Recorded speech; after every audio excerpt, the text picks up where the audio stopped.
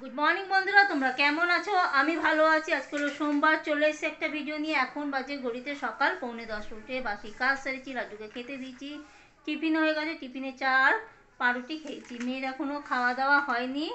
মেয়ের আজকে অঙ্ক পরীক্ষা, তাই তো? কি হলো, অঙ্ক রেডি তো?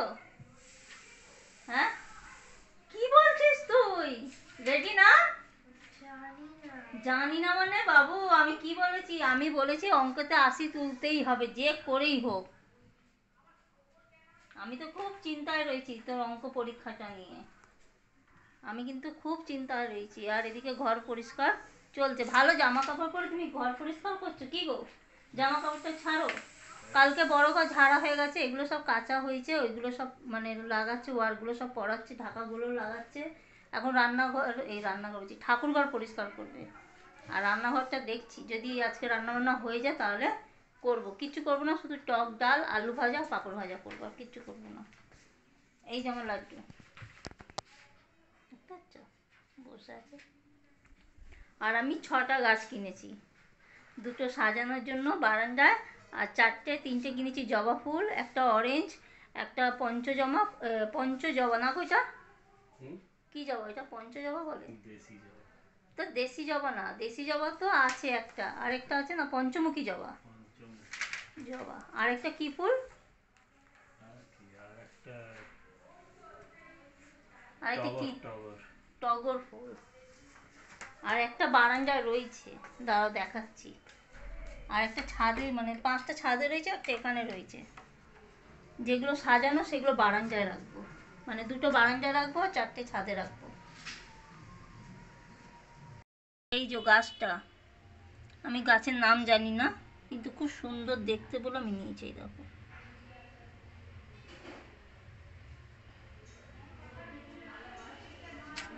কি নাম জানো?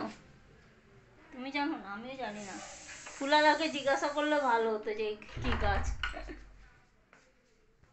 বাবু ঠিক করে কর মানা, ঠিক করে করো অঙ্কগুলো, ঠিক আছে?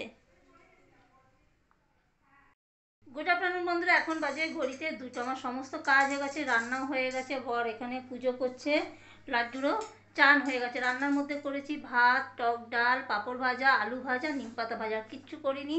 আর সকালবেলা তোমাদের সাথে কথা বলেছিলাম, তারপর আমি আর কথা বলতে পারিনি। বুঝতেই পারছি আজকে আমার মনটা খুবই খারাপ, যেহেতু মেয়ের অঙ্ক পরীক্ষা, মানে খুব চিন্তায় রয়েছে। আজকে এই ঠাকুরঘরটা ঝাড়াঝুড়ি হয়েছে, যেহেতু দোল এসেই গেল, আর বেশি দিন সময় নেই। যাই হোক, গোপালকে তো কিছু করে আমাকে দিতে হবে, সেই জন্য একটু ঝাড়াঝুড়ি করে নিলাম। এখন এই টেবিলটা আমি পরিষ্কার করতে পারিনি, মানে আমার শরীরটা না একদম চলছে না। মানে চিন্তাতে আমার মাথা খারাপ হয়ে যাচ্ছে যে আমার মেয়ে অঙ্কতে কি করবে, সেই চিন্তাতে আমি আর কিচ্ছু করতে পারছি না।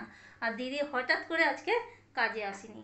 11:30টার পর জানতে পারলাম যে দিদি কাজে আসেনি। যাই হোক, বেশি জামা কাপড় ছিল না, অল্পই ছিল, কাঁচা ধোয়া তো হয়ে গেছে, 2টো ঘর মুছলাম। আমি এই ঠাকুর ঘরটা। কি হলো অঙ্ক পরীক্ষা? জানিস না মানে? ঠিক করে বল বাবু, আমার চিন্তাতে আমি কাজ করতে পারছি না। কত পাবি তাও আন্দাজ? আন্দাজ একটা তো, একটা আইডিয়া আছে যে আমি এই লিখেছি, এই লিখিনি। 20 পাবি? 15, 30, 40, 10 10 করে কিন্তু আমি এগাচ্ছি। 50, 50। ইস, ছি ছি ছি ছি ছি ছি।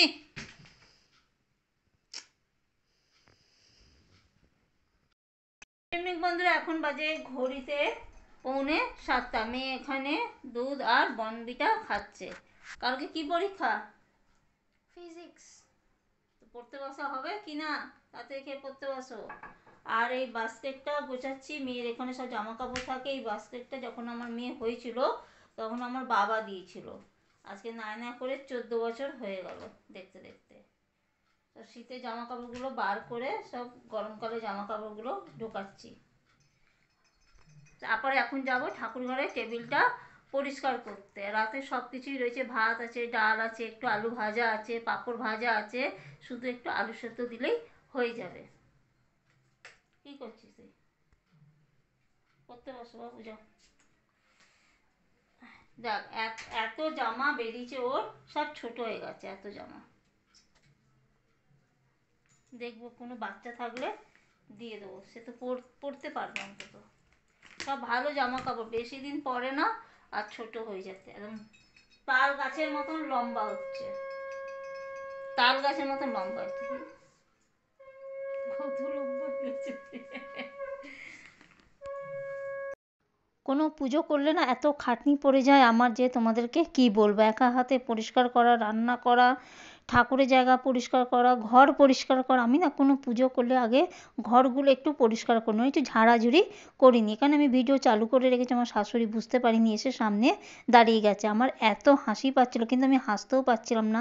যদি দেখে নেয় যে আমি হাসছি বলে, তাহলে ও আমাকে দেখে হাসছে। সেই জন্য হাসি অনেক কষ্ট করে চেপে আমি কাজগুলো করে নিচ্ছি। এইখানকার কাজ শেষ হয়ে গেলে যাবো একটু আটা মেখে রাখবো মেয়ের জন্য, যেহেতু কাল মেয়ের পরীক্ষা আছে। পরোটা চা করে দেবো, ও না লুচি পরোটা সব না চা দিয়ে খেতেও ভীষণ ভালোবাসে, তার সাথে একটা করে মেরি বিস্কুট। আর অনেক কস্তুরি মেথি জমে গেছে, ওই কস্তুরি মেথি আমি একটু না শুকনো খোলায় ভেজে রাখবো। শুকনো খোলায় যদি কস্তুরি মেথি যদি ভেজে রাখি না, তাহলে অনেক দিন চলে। আর এই কাঁচা রেখে দিলে না পোকা ধরে নেয়। আমার ঠাকুর ঘরে সব কাজ হয়ে গেছে, কালকের জন্য একটু আটা মেখে রেখে দিয়েছি। মেয়ে কাল স্কুলে যাবে, পরীক্ষা আছে। পরোটা করে দেবো। এই যে খেতে বসে গেছে সবাই, এদিকে বর এদিকে নিচে বসেছে।